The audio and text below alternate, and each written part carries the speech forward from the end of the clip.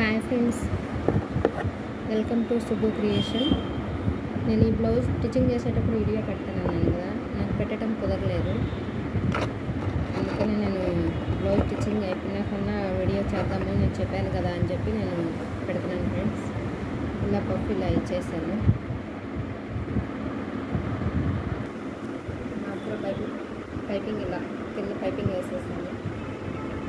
Back side ఇలా only round పెట్టేసి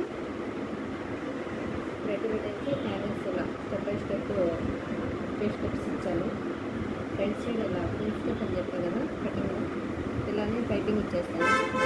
కింద పట్టీ వేసేసాను ఫ్రెండ్స్, పైపింగ్ వేయలేదు. ఇలా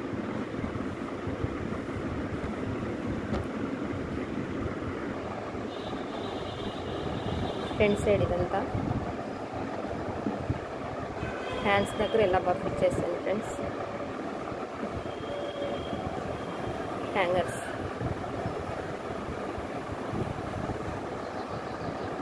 అంటే ఇది నార్మల్ సింపుల్ బ్లౌజే కదా అని హ్యాంగర్స్ అయ్యే మోడల్స్ ఇవ్వలేదు, ఓన్లీ సింపుల్గానే ఇచ్చేసాను.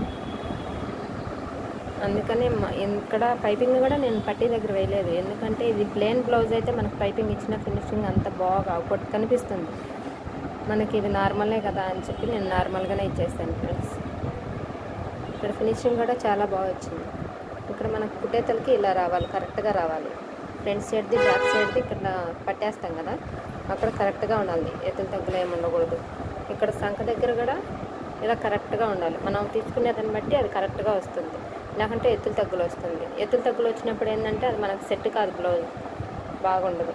ఇలా కరెక్ట్గా ఇప్పుడు ఇలా చూడండి, ఇక్కడ కరెక్ట్గా వచ్చింది. కొద్ది కూడా ఎక్కువ తక్కువ రాలేదు, కొంచెం అంటే అటు ఇటు వస్తుంది. దీనికి అలాగా కూడా రాలేదు, మనం తీసుకునే దాన్ని బట్టి ఉంటుంది, మనం కట్ చేసుకునే దాన్ని బట్టి. నాకైతే ఈ బ్లౌజ్ చాలా బాగా వచ్చింది. కస్టమర్ ఏమంటుందో ఏమో తెలియదు, ఎలా సెట్ అవుతుందో కూడా తెలియదు. ఇంకా తను వేసుకొని చెప్పాలి, అప్పుడే నేను హ్యాపీగా ఫీల్ అవుతాను. నేను అందుకనే బ్యాక్ సైడ్ కూడా సింపుల్గానే ఇచ్చేసాను ఫ్రెండ్స్. ఓన్లీ నార్మల్గా రౌండ్ పెట్టేసేసాను. రౌండ్ పెట్టేసి పైపింగ్ ఇచ్చేసాను, థ్రెడ్ పెట్టేసి హ్యాంగర్స్ ఇచ్చేసాను. ఎలా ఉందో చెప్పండి ఫ్రెండ్స్, చిన్న కామెంట్ చేయండి ఫ్రెండ్స్.